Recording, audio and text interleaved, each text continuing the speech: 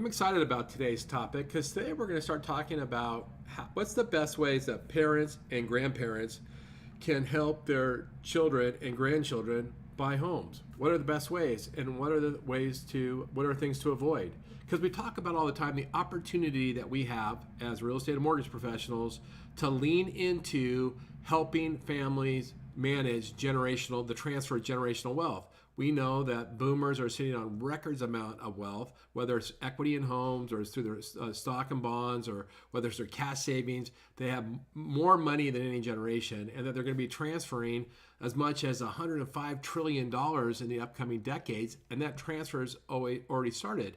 And we've talked repeatedly that as mortgage and real estate professional, our opportunity is to show parents and grandparents how they can start transferring that wealth now through real estate, and also the impact that it has is exponentially greater the sooner they do it. And so I came across an article, and it was an article from last month in Bloomberg, but I just came across it. And the name of the article, I'll show it to you right here.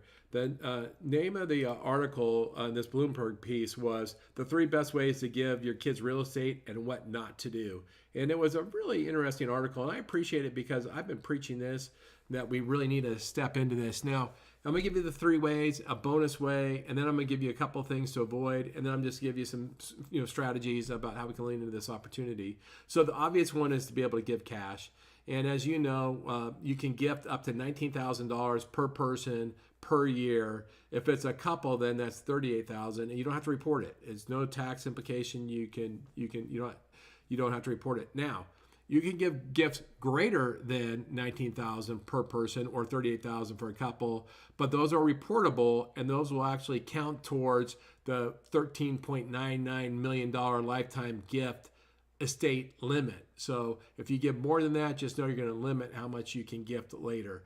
And of course, you'd want to, as professionals, we want to team up with CPAs, estate planners, and really give a tight package on how to help people understand how to transfer generational wealth. We wouldn't want to just do it on our own. But so when you can give cash. 2, and I love this idea. You can make an intra-family loan.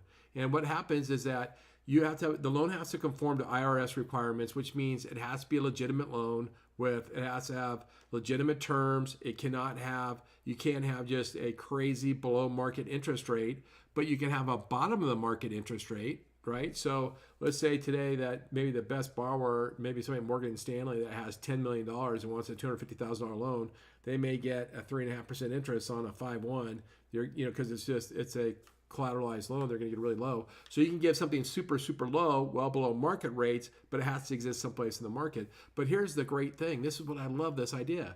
You give somebody a loan, but you can forgive the payments each year up to the maximum gift amount. So let's say you give your son and son-in-law $38,000 towards, maybe you give them $38,000 right now in 2025, $38,000 next year for 2026, and then you give them a large loan, right, with a very low interest rate, but then you forgive the payments up to the max loan amount every year.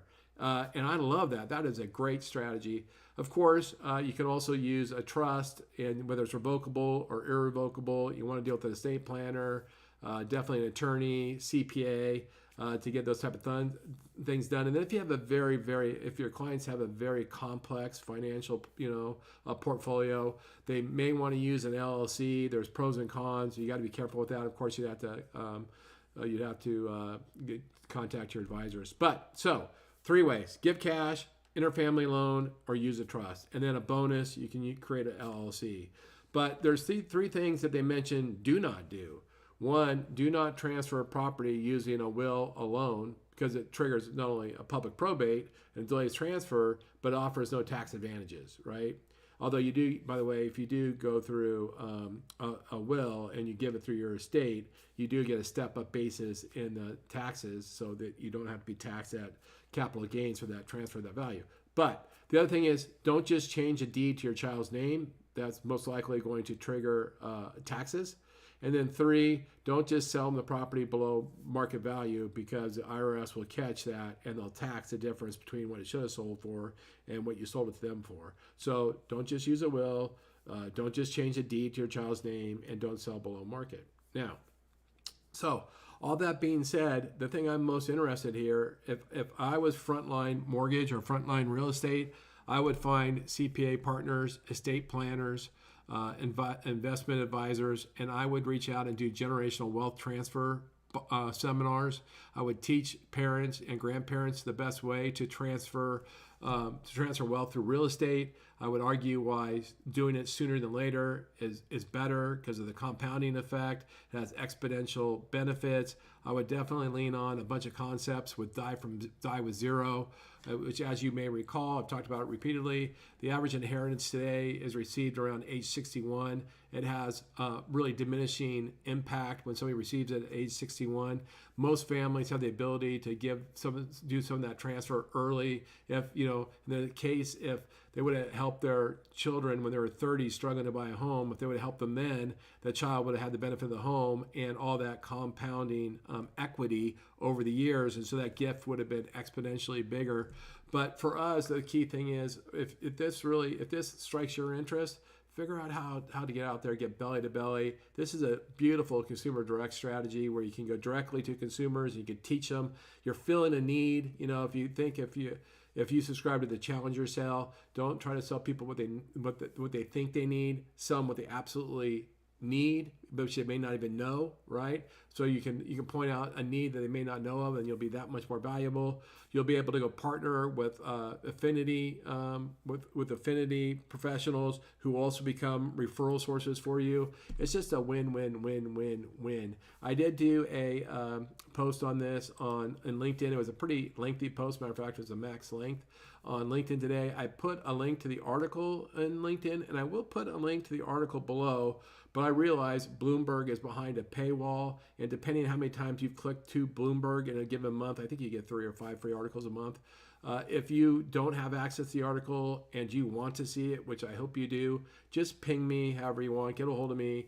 I can gift you an article, or I'll make sure I get you a copy of the article because I really want you to see that. With that, midweek, hope you're having a great week. I appreciate you giving me some of your time. I look forward to talking to you again soon.